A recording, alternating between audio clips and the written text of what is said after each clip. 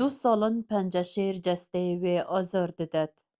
یا نچاره دم بو دمی را یکا دیر و دریج ببرید دا کبگهی تا نخوشخانه و چاره سریه ور بگریتن.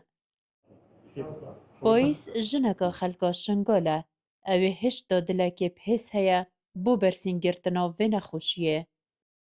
أري والله استيشم ميلا كامتيشي بس إنها باشا الحمد لله أزديم خوف هيستيقم وأزديم بيشم الحمد لله إيشا لسيتشيبم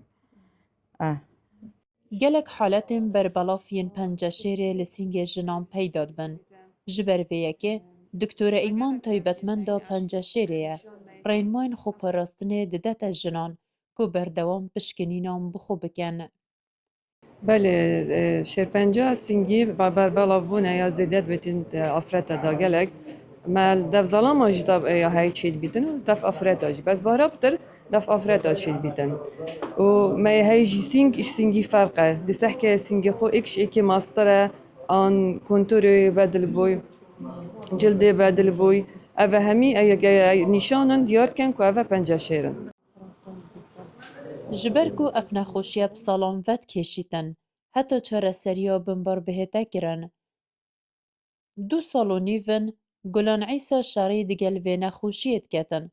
بله لشوی لاوازو بیچاره کریه. إيش حمنا خوشوانا إنه الخوب برسي بري لي مازن بجران بإيش از لما جران بو حتى أسبيح سيها 305 تخت لوین خوشخانه هنه. دگل دابین کرنا همی چاره سریه که بو نخوشان. گروژانه زیدتر 105 نخوش چاره سریه خوارد گرن. سالا بوریجی نزیکی 1300 کسان توشی و نخوشی هاتینه. یا شما باشتر اوه نخوش بزنید ایشا خو باشتر بچه شیوه که یه زانستی اکادمی مروف بیشتر نخوشی کنه بیت از صدمه اک بوی همه اصلا بجه پنجشیر آتا ایشالا پنجشیر شما نخوشت بینه چرا سر کرده نه نه پنجشیر هکه هاتا یکی یعنی که خلاص آخر دنیا نخیر پنجشیر جوه که هر نخوشی که ضغطی و سکری و ایشا دلیه دیده چرا سر کرده رکخراوین جینگهی زیده بونا پنجشیری ودگرینن بو هوای پیس. کو دورا کاشه ایک جوان دورای بردوام تبلا تومت بوته تدریش گرن دبر هم اینانا پنجشیری دا.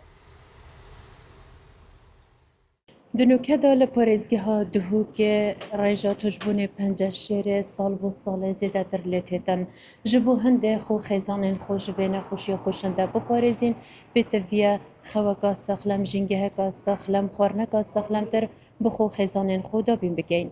پیمان برواری وار میدیا دهو